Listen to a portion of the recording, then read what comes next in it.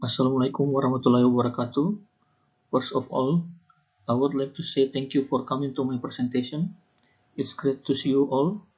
Let me introduce myself. My name is Ira Christian. I'm student of postgraduate program of Public Health, University of Halu Oleo, Indonesia. Today I will present my health article entitled Overview of Handling Hypertension in Konawe Regency, Southeast Sulawesi, Indonesia. Background of the study: hypertension is persistent blood pressure with systolic blood pressure above 140 mm of mercury and diastolic blood pressure above 90 mm of mercury. It is often called the silent killer because it does not indicate typical symptoms, but can increase the incidence of stroke, heart attack, chronic kidney disease, and even blindness if it is not controlled and countermeasured properly. Complications of hypertension cause about 9.4% of deaths worldwide each year. Hypertension, according to data from the World Health Organization, it causes 45% of deaths from heart attacks and 51% due to strokes worldwide. World Health Organization noted that in 2013 there were at least 972 per million cases of hypertension. It is estimated to be 1.15 billion cases in 2025, or about 29% of the total world population suffer from hypertension, of which 333 million are in developing countries, including Indonesia. Methodology of the study: Konawe Regency is one of the regencies in Southeast Sulawesi, whose capital is in Unaha, which is about 73 kilometers from Kendari city. The study uses various data in Indonesia. The data used in the study is the secondary data originating from the health center and the Konawe District Health Office.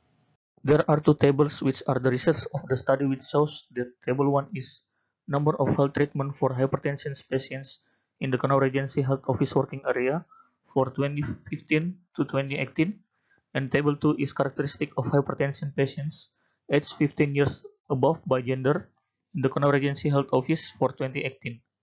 Table 1 shows that for 2015 to 2018 there was an increase in the result of the target of health treatment for hypertension patients in the Konawe Regency Health Office working area.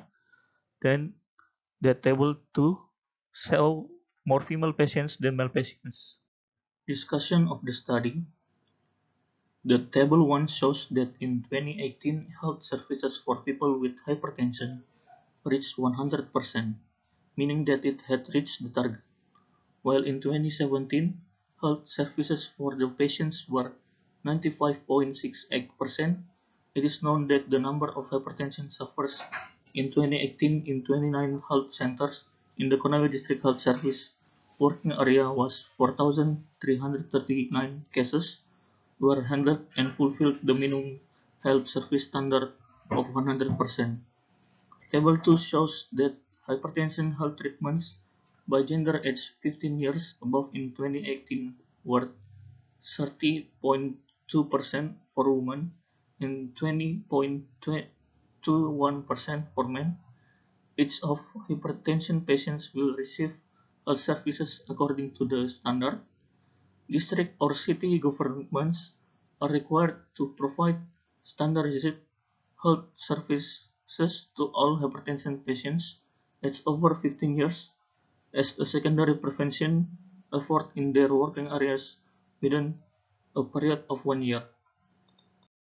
Research conducted by Singalingin in 2011 found that on average women will experience an increased risk of high blood pressure or hypertension after menopause around over 45 years of age. Meanwhile, women who have not menopause will be protected by the estrogen hormone, which plays a role in increasing levels of high-density lipoprotein or HDL. The conclusion of the study shows that the description of the prevalence of handling hypertension in Konawe Regency in 2019 has increased. That was 100%, which has reached the target of minimum service standards or SPM. The services are expected to increase its share, which can be done by screening, counseling about healthy lifestyle in the Integrated Assistance Corner or Posbindu, and an Integrated Service Corner or Posyandu for the elderly.